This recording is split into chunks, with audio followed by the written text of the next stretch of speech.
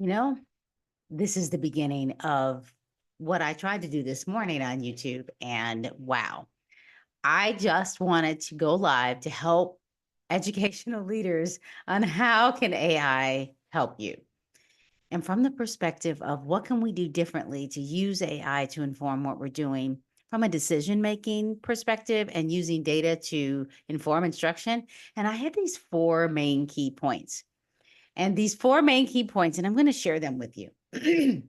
with these four key points with within the educational community are looking at using AI to help support us and knowing that we are somewhat afraid of AI and knowing that AI is here, is not going anywhere, and what can we do to get in front of it.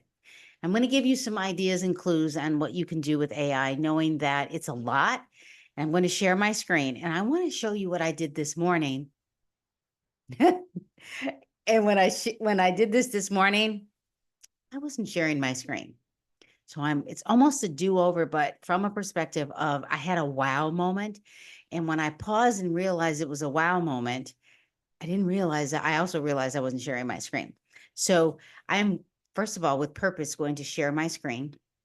And I want you to know that I started out with four main areas of what you can do with using artificial intelligence. Now, generative artificial intelligence or artificial generative intelligence, however you want to use the acronym, whatever the semantics are. And it was one, community and cohesive environments with teachers, like a thought partner and a think tank that will help you build community with your teachers. That was one. The other one was thought partner for teacher-led professional development, real-time think tank for solving in-the-moment problems like using ChatGPT, Copilot, Gemini, Claude, and a lot of other online generative pre-trained transformers or generative artificial intelligence. And the last one was data-driven think tank for decision making. And what I did is I grabbed a prompt, and I'm showing you this prompt. This is the prompt that I had on the screen, and I started it. And I'll make sure that I can make sure that you are seeing the screen that I am seeing. I'm going to stop sharing just one more, just to make sure. Like, this is the screen I want to share. This is the desktop. Yes, this is it. See my mouse. And this was the prompt. And I asked ChatGPT, I'm looking at our assessment data. And I want to make sure decisions I want to use it to make decisions carefully. Keep me part of the dialogue. And that was the main part, like keep me part of the dialogue and take it slow.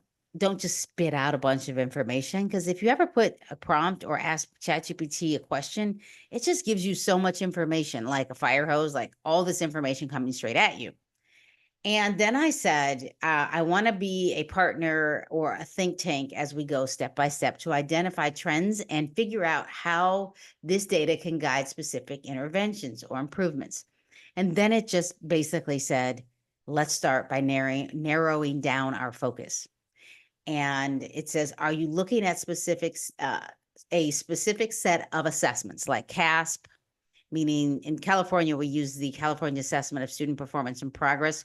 There's a list of assessments like the Smarter Balance, English Language Arts, and Mathematics, the California Science Test, and there are other assessments like for English language learners and Spanish assessments and alternative assessments for students who typically can't access the Smarter Balance assessment. And then when it did that, I talked a little bit about STAR. If you're not sure what that is, STAR was an assessment that is given through the platform Renaissance Learning, and that's local data. So if you use that, I'm going to use public data, but if you use local data, you have to be very aware that you cannot use student names. You should not use teacher names at all. And you would have to come up with a key if you were doing that. And your district will probably have a policy around that, because you have to follow the Family Education Records Privacy Act. I think I'm saying that right, because I always want to say federal, but I believe it's family, FERPA. And what I did is I grabbed student or public data and I went here. I went to this website and I grabbed this public data And this is what I was talking about. So CASP here. And I selected the public data for the entire state of California. Like these are for all the grade levels overall, how the state did. And this is the met or exceeded together. And then it gave you the 4 different levels for ELA and math. And I just copied it. And it was pretty crude. And this was for overall. And then what I did is I went to the parent education status. And when you download it, I grabbed the same data for high school. I had apply selection. Now, clearly you can see there's a difference for students who have parents that didn't graduate from high school. Doesn't mean students aren't great at education, but there may be something that's happening differently within that culture or community that where parents didn't finish high school.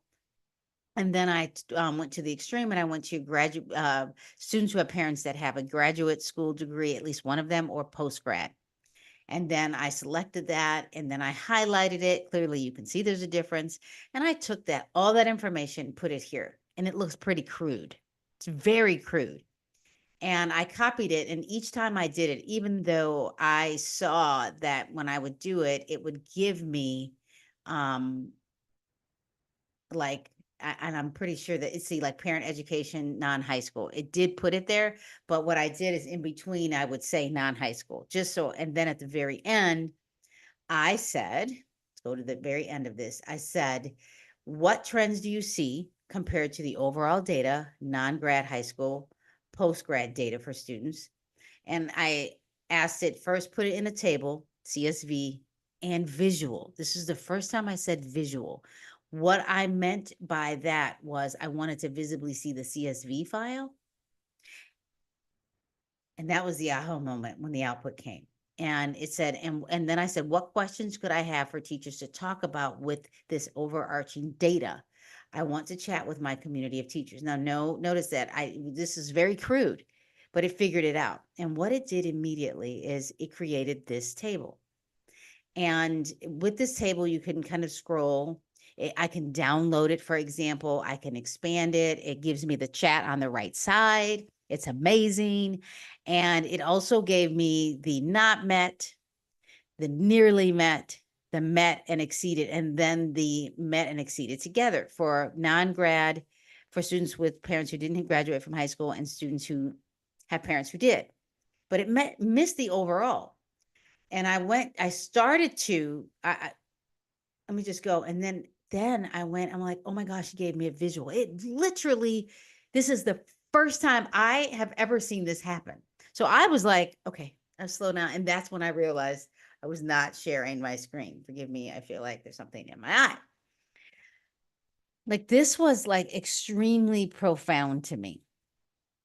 So like, so I had to slow down and pause. One, I was like, well, it didn't give me the overall. So I did do it again, but I want you to see that it gave you, now I almost wish that this went up to 100. I probably could ask it to change the scale. And it gave me the not met in red, the standard nearly met in orange, the met in yellow, and the standard exceeded in green. Not necessarily the same colors here, but it's still pretty good. And it then it says the table and visual chart show clear trends across the different categories of students based on parent education levels. Here are a few key trends. And it gave me the trends. Students whose parents did not graduate high school have a much higher percentage of scoring at standard not met. And you can see that, okay, for English language arts, for the language, and then the math. And then it says post-grad ELA and math, students whose parents completed graduate education performed much better overall with 73.21% meeting or exceeding standards in ELA and 64.17% in math. They have significantly higher percentages in the standard exceeded category, particularly in ELA. And then it gave me questions I could, if I was throwing this in front of teachers, what challenges might students from non-graduate backgrounds face that could contribute to their low performance levels in ELA and math? I mean, this seems like common sense. The reason why I'm saying it seems like common sense is because we can clearly see that that's an issue. Like, it doesn't mean that we are talking about it with teachers. It doesn't mean we are having conversations with the families and communities. And I'm not saying it's a negative thing. It's just data.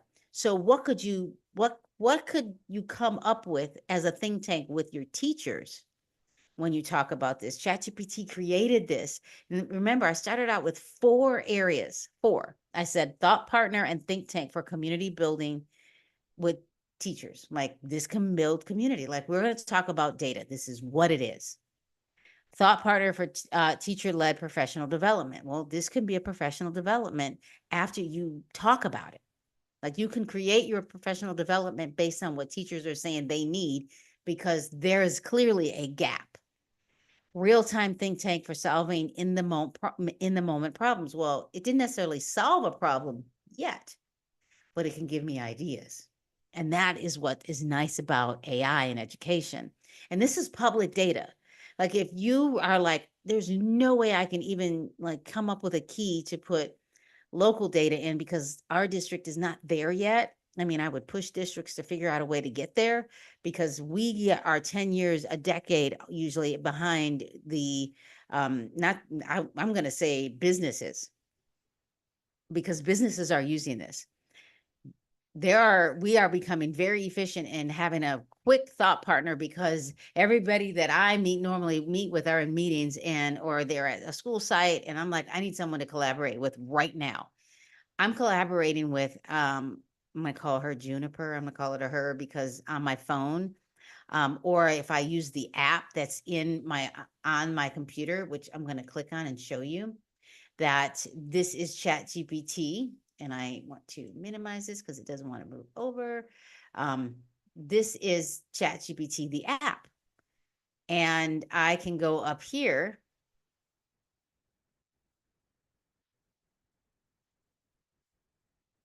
and I don't know if it's there. It's actually not giving me the most current yet because I just opened it, but yes, it did.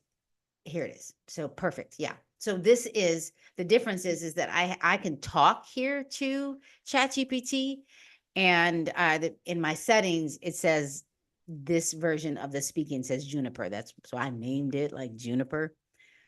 But this is like a profound thing of having a dialogue with a thought partner. And it's not just kind of one partner, because Juniper, my GPT, is taking all this information and grabbing it from many places. If you aren't sure what that is, you can go to one of my other videos and under generative AI and search on my channel and find the one about how it's trained, generative pre-trained transformer. So that is available. You can just go on YouTube. There's plenty of information on what is happening on the back end. But if you're like, I don't need the back end, this is the front end and I want this. So this is like, you notice the difference though, like this, it feels cleaner when I'm in the app. So if I open it up now, I want you to see something else that happened here is, maybe I can make this slightly bigger. Let's see. Doesn't want to make it bigger for me here. Let me go to, we'll go here. Go back to this one because it does fit my screen. The web one does better. So this one, what I want you to see is it has these questions for you. How can we support students whose parents have not graduated high school to help close the achievement gap? Like, teachers have great ideas. And if you're a principal and you've been out of the classroom for a minute, let them give you their ideas. They're in it. They know the current culture of students. Let them give you ideas, and you go and find the professional development to help support that. 3, what strategies might be effective in replicating the success seen among students with postgraduate educated parents for all students. Just because they don't have the knowledge doesn't mean parents don't care about the education of their children. There's just something else going on that we're missing. I might have the answer, and I kind of have some answers, but doesn't mean it's the right answers for your school or the teachers that you're working with. So you ask that question, even if you feel like you're right. And then number 4, how can we use this data to tailor interventions in both ELA and math focusing on improving the percentages in the nearly met and not met. Now, I'm going to argue and push a little bit and say that we are not just teaching kids English and math. If you teach science, physical education, art, music, other languages, you actually influence these test scores. Your opinions of them influence them, and the content. Because if you ever get a chance to go to a sample problem on the state assessment, doesn't matter what state it is, you just look up the blueprint or a sample Smarter Balance problems, and you can look them up. It will talk about nuclear fission for like in 8th grade. And that's not really the idea is to get through the content and then find evidence in the writing and support the answer. If kids aren't exposed to that, then we're doing them a disservice when we're assessing them. So it's how you are accessing the language and the content that's filtered in. And science, you influence language and math because you might be teaching chemistry or physics and even bio, whatever that is, because there's always an association to the physical science of it. And if you are a history teacher, the background knowledge that you give them, past, present, future, influences how students write. Because if they can't tell you if they should be writing in the past, the present, or the future, you're the perfect content for that. And there are other ones like art history, it's art writing about what you see, because art can be very abstract. And engineering, like these, you influence how you write and how you discover. So this here, just using this to grab public data. Again, I grabbed this public data and that's what it did. Now let's just go here. I want to make this bigger. I actually challenged ChatGPT a little bit and said, you forgot the overall data. And it was like, oops, I did. And it fixed it. So now it gives me the overall data. I'll minimize this. And now the graph looks slightly different. It gives me overall. Interesting.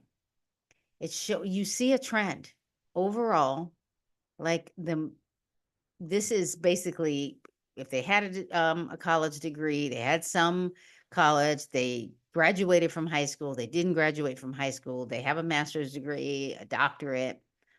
That's the big difference here.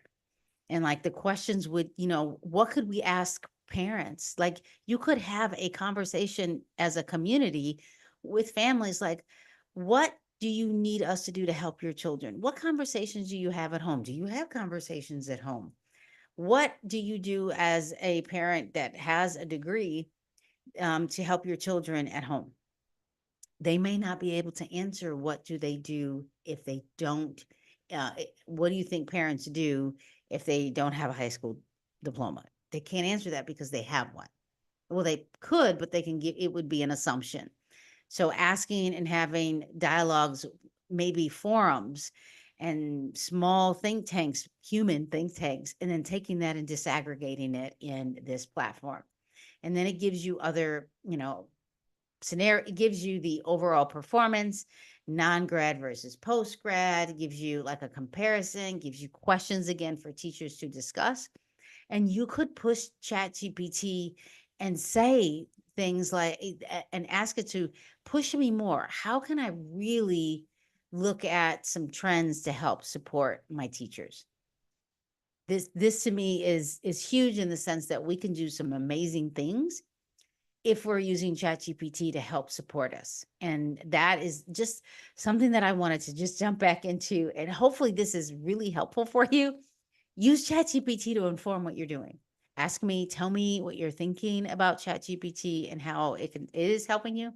And if you're new to ChatGPT and you're like, that was a lot, go to one of my other videos on like revisiting the introduction to ChatGPT, or just jump in and create an account. Go to OpenAI's platform, log in through Google or just your email, create an account. It's simple. You can use the free version. The paid version, I do recommend, is $20 a month. I don't have an affiliate link. If I did, it would be in my description. But if you are interested in getting notified of when I go live, go into the description, grab the link, click on it, and just register. And I send out an email and let you know when I am live so that you don't miss out. And even if you do, you can always click on the link later and join and watch the video at your leisure, or if you want to take notes. So thank you so much for watching. I really appreciate all of you for joining me, and